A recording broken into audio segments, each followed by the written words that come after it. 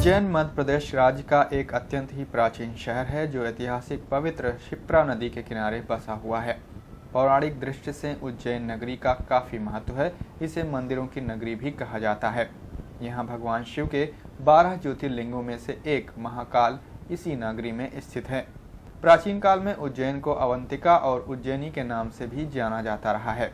प्रसिद्ध महाकालेश्वर मंदिर के अलावा यहाँ कुछ ही दूरी पर श्री काल भैरव का मंदिर भी है, जिसे वाम मार्गी संप्रदाय का मंदिर भी कहा जाता है। इस मंदिर की खासियत यह है कि यहाँ भैरव की मूर्ति मदिरा पान करती है और अपनी इसी विशेषता के कारण यह भारत ही नहीं अपितु विश्व के हर कोने में विख्यात है। इसलिए यहाँ आने वाला हर श्रद्धालु भैरव को चढ़ावे के लिए फल फूल के साथ ही मदिरा भी अपने साथ लाता है, जिसका पान श्री काल भैरव स्वयं करते हैं।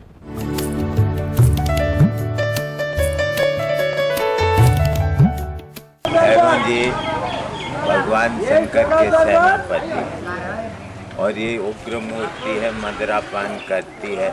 ये निर्विवाद सत्य प्रश्न है कि ये काल भैरव स्वयं पान करते हैं। इनका जो है प्रत्यक्ष विग्रह माना जाता है।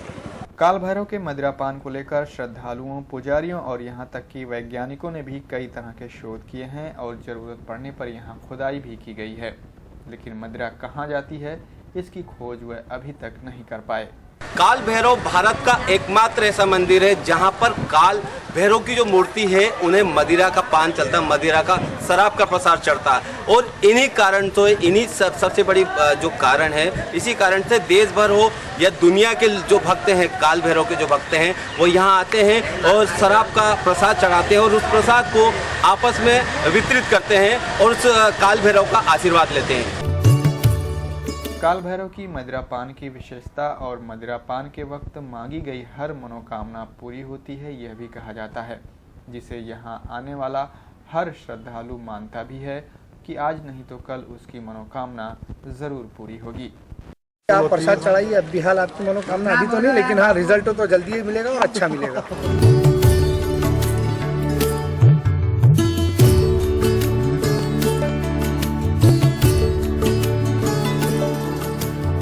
अपनी इसी विशेषता के कारण सिर्फ श्री काल भैरव का मंदिर ही नहीं बल्कि पूरे उज्जैन नगरी महाकवि कालिदास को भी सबसे प्रिय थी। यहीं पर इन्होंने उज्जैनी के प्राचीन एवं गौरवशाली वैभव को देखा। पुराणों व महाभारत में उल्लेख आता है कि भगवान श्री कृष्ण, बलराम और सुदामा यहीं गुरु सांदीपनी के आश्रम में शिक्षा ग्रहण करने आए थे, जो इस मंदिर से कुछ ही दूरी पर स्थित है।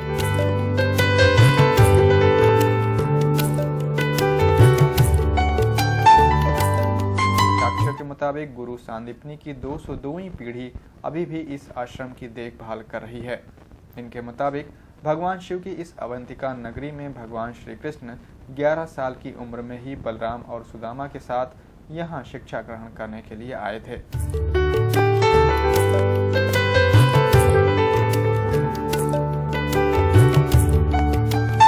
कृष्ण ने यहाँ 64 विद्याएं और 16 कलाओं का ज्ञान गुरु सांदीपनी से प्राप्त किया। इस अवंतिका नगरी को ये गौरव भी प्राप्त है कि यहाँ पर इसी आश्रम में, इसी उज्जैन अवंतिका नगरी में भगवान श्री कृष्ण ने गुरु सांदीपनी जी के सानिध्य में रहकर समस्त 64 विद्या और 16 कलाओं का ज्ञान यहाँ पर प्राप्त किया है।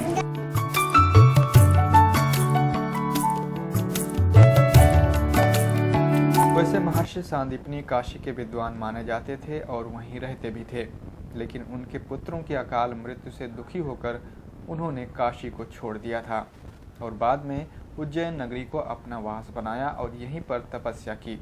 महर्षि सांदीपनी की तपोबल से उज्जैन नगरी में पड़ा अकाल दूर हो गया।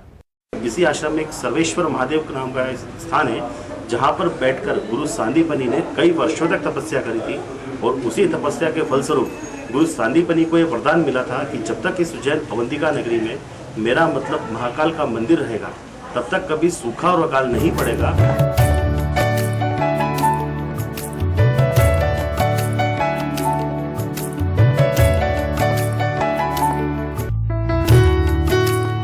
बाद में महर्षि सांदीपनी ने यहीं अपना गुरुकुल आश्रम शुरू किया, जहां पर द्वापर युग में भगवान श्री कृष्ण और दाऊ के साथ सुदामा ने आकर यहाँ विद्या प्राप्त की।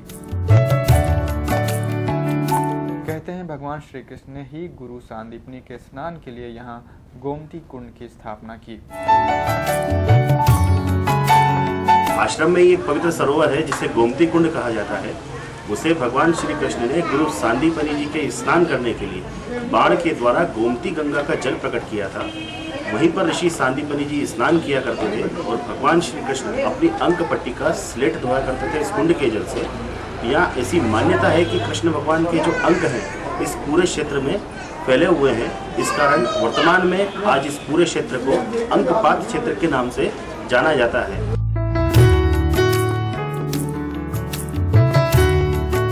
स्कंद पुराण के अनुसार भगवान श्री कृष्ण के चरण पद आज भी गोमती कुंड में देखने को मिलते हैं। तो वर्तमान में और उसके पहले इस क्षेत्र का प्राचीन नाम अंगपाद क्षेत्र हुआ करता था। पाद मतलब पैर, पैरों के निशान आज भी शिला के ऊपर देखने को मिलते हैं।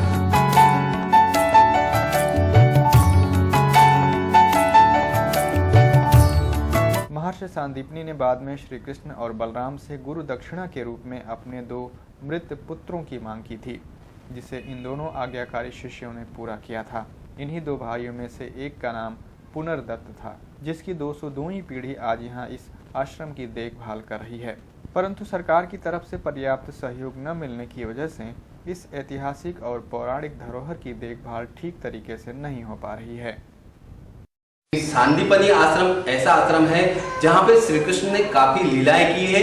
यहाँ पर देश भर के काफी हिस्सों में इसकी प्रसिद्धि, सांदीपनी आश्रम की प्रसिद्धि होने के कारण लोग आते हैं। लेकिन आज भी यह सांदीपनी आश्रम उदासीनता की हो रहे, क्योंकि सरकार, भारत सरकार का रवैया हो या राज्य सरकार का जो रवैया है उदासीन की तरफ है। श्री कृष्ण के अनुयायी इसी चीज को लेकर नाराज हैं कि भारत सरकार हो या राज्य सरकार हो, इसकी तरफ देखरेख करना चाहिए और इसकी तरफ ध्यान देकर सांदीपनी आश्रम का जो विकास होना चाहिए पर्यटन दर्शन के हिसाब से वो नहीं हो पा रहा है। वो होना चाहिए, यहाँ के भक्तों का मानना है। मैं सुनील शर्मा, कैमरामैन मधुर गुप्ता के साथ MNS media news service Ujjain.